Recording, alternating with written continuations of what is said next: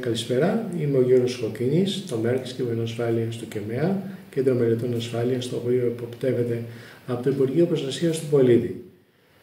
Είμαι το ΜΕΡΚ Κυβερνοασφάλειας, όπως προείπα, και οι σπουδές μου είναι ηλεκτρολόγος μηχανικός, με 15 χρόνια σε ειδίκευση στις τηλεπικοινωνίες και άλλα 10 χρόνια στην ασφάλεια και στην κυβερνοασφάλεια.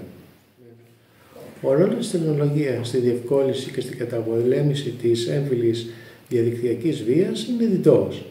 Από τη μία πλευρά η τεχνολογία βοηθάει να καταπολεμήσουμε την έμφυλη διαδικτυακή βία και από την άλλη η τεχνολογία διευκολύνει τη διαδικτυακή βία με τους εξής τρόπους. Δίδει και το αίσθημα της ανωνυμοποίησης. Οποιοσδήποτε με ψευδή στοιχεία μπορεί να αισθάνεται ασφαλής, αν και στην πραγματικότητα δεν είναι, ώστε έχει ένα επιπλέον κίνητρο να προβεί σε μη νομίμες πράξεις. Επίσης, αυτά τα άτομα μπορούν να χρησιμοποιήσουν τα μέσα κοινωνικής δικτύωσης ώστε να δουν τα θύματά τους. Δηλαδή, μπορούν να δουν αντικείμενα, προφίλ και βάσει την ταυτότητα και την εξωτερική εμφάνιση να επιλέξουν τα θύματά τους. Επίσης, η τεχνολογία βοηθά στην καταπολέμηση της διαδικτυακής βίας στις εξής τρόπους. Όλες οι πλατφόρμες και μέσα έχουν εργαλεία για παρακολούθηση και αναφοράς. Δηλαδή, σε κάθε μέσο κοινωνικής δικτύωσης, ένα θύμα μπορεί να καταγγείλει το θήτη επώνυμα και συγκεκριμένα να κάνει αναφορά στο προσβλητικό κατά αυτήν κείμενο ή προσβλητικές κατά αυτές πράξεις. Επιπλέον, η διαδικτυακή τεχνολογία μας βοηθάει στην ενημέρωση και εκπαίδευση. Ένα θύμα πρέπει να είναι καλά ενημερωμένο ποιες υπηρεσίες είναι που ασχολούνται με την πάταξη του διαδικτυακής βίας, να ξέρει πού να αποτανθεί, πώς, ποιους ανθρώπους και ποια είναι τα δικαιώματά της. Και κάτι άλλο είναι, πέρα από το βασικό ρόλο της εκπαίδευσης, η νέα τεχνολογία, ιδίως τώρα και με την τεχνική νοημοσύνη και με τη μηχανική μάθηση, προσφέρει νέα εργαλεία στις διοικητικές αρχές, ώστε να αναγνωρίσουν μοτίβα διαδικτυακής κακοποίησης και επιπλέον να φτάσουν πιο γρήγορα στα θύματά τους, αλλά και στους θύτες. Έχουμε αρκετά ευρωπαϊκά έργα, τα οποία έχουν ενσωματωμένο ένα εκπαιδευτικό αντικείμενο. Σαν τομέας κυβερνοασφάλειας έχουμε δώσει μεγάλη κατεύθυνση στις κατευθύνσεις της ENISA. Η ENISA είναι το European Union Agency for Cybersecurity. Κυκλοφόρησε μία οδηγία πρόσφατα που παρέχει αναλυτικές οδηγίες για τη δημιουργία εκπαιδευτικού περιεχομένου. Έχει μεγάλη σημασία το εκπαιδευτικό περιεχόμενο να είναι απλό, κατανοητό, ακριβής και να μην είναι βαρετό. Επίσης, το εκπαιδευτικό υλικό και οι στόχοι και οι σκοποί του να αποτυπώνεται ξεκάθαρα.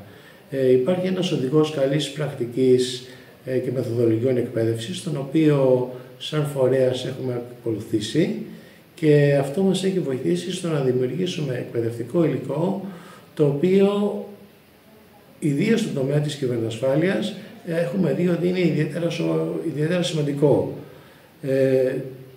Το υλικό εκπαίδευσης, όπως το προδιαγράφει ο ENISA, έχουν υποστεί την κατάλληλη επεξεργασία από ερευνητές του φορέα, ώστε να ανταποκρίνεται και στο φαινόμενο της διαδικτυακής βίας και εκφοβισμού.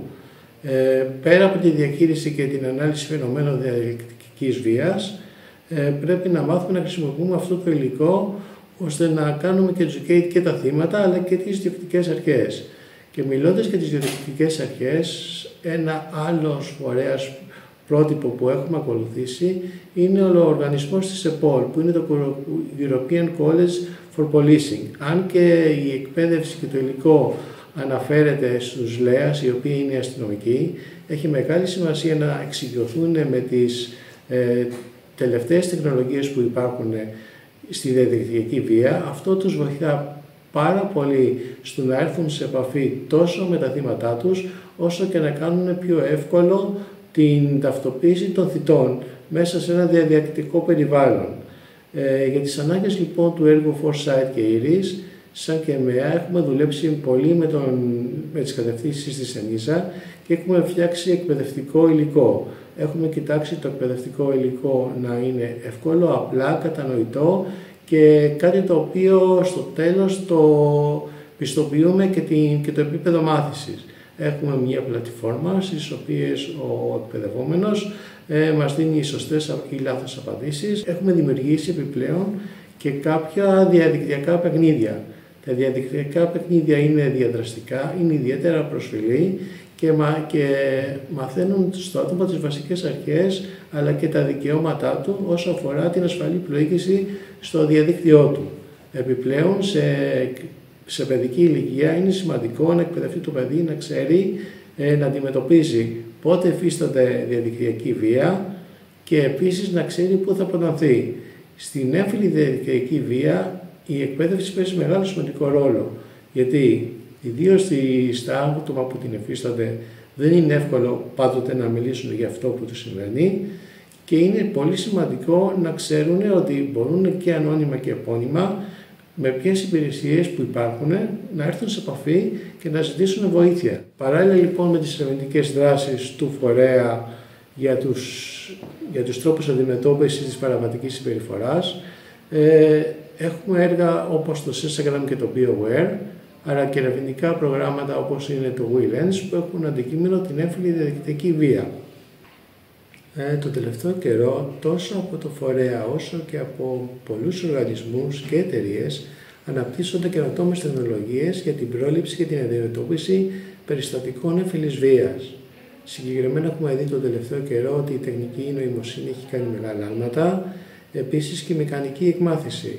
Είναι πολύ σημαντικό να χρησιμοποιούμε αλγόριθμους ώστε να ταυτοποιούμε μοτίβα παραβατικής συμπεριφοράς, να χρησιμοποιούμε εργαλεία όπως είναι οι crawlers για να βρίσκουμε παραβατικό περιεχόμενο. Επίσης, εδώ η τεχνολογία χρησιμοποιείται όπως είπαμε, με διπλό σκοπό. Δηλαδή, η κρυπτογράφηση δίνει ένα επιπλέον δίκτυο ασφάλειας σε άτομα να κάνουν παραβατική συμπεριφορά. Επίσης, είναι μία επιπλέον πρόκληση για τις αρχές ασφάλειας να κάνουν αποκρυπτογράφηση μηνυμάτων, παραβατικών μηνυμάτων σε πραγματικό χρόνο. Παρ' όλα αυτά η τεχνολογία αναπτύσσεται, υπάρχει το quantum computing, το οποίο μπορεί να δώσει αποκρυπτογράφηση. Εδώ πρέπει να κάνουμε όμως μία αναφορά. Δεν είναι μόνο η τεχνολογία που αναπτύσσεται για κάποιους ρυθμούς. Συνήθως η τεχνολογία αναπτύσσεται και υστερεί πολύ το νομικό πλαίσιο. Επομένως έχει μεγάλη σημασία παράλληλα με την τεχνολογία να υπάρχει και ένα νομικό πλαίσιο, ώστε πέρα της αποκρυπτογράφησης και όπως αυτό σημαίνει να ξέρουμε ότι γίνεται χωρίς να παραβιάζονται τα δικαιώματα και οι προσωπικές ελευθερίες όλων των χρηστών. Πλέον οι νέες τεχνολογίες μας βοηθούν ώστε να έχουμε καλύτερη εκπαίδευση. Πάντοτε είχαμε διαδικτυακές πλατφόρμες εκπαίδευσης, όπως τώρα τελευταία γίνονται όλες πιο καλύτερες και γίνονται όλο και πιο φιλικές στο χρήστη. Επομένως, έχει σημαντικό ρόλο να εκπαιδεύσουμε θύματα, μικρά παιδιά, ώστε να ξέρουν τα δικαιώματά τους και επίσης να ξέρουν και πώς θα αντιδράσουν σε παραβατικές συμπεριφορές. Όλοι κάποια στιγμή θα έρθουμε αντιμέτωποι με υβριστικά μηνύματα, όλοι θα βρεθούμε να δεχόμαστε απειλές από κάποιον. Έχει μεγάλη σημασία να ξέρουμε ότι υπάρχει κάποιος να μας στηρίξει, να ξέρουμε πού αρχίζει η παραβίαση της προσωπικής μας ζωής, πότε έχουμε προσβληθεί σαν προσωπικότητες και να ξέρουμε πού θα αποταθούμε και ποιος μπορεί να μας βοηθήσει.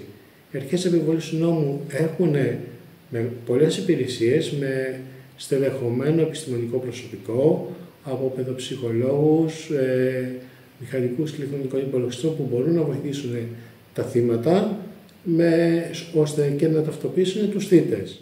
Λοιπόν, με τη σύγχρονη τεχνολογία έχουμε προγνωστική ανάλυση, δηλαδή predictive analytics.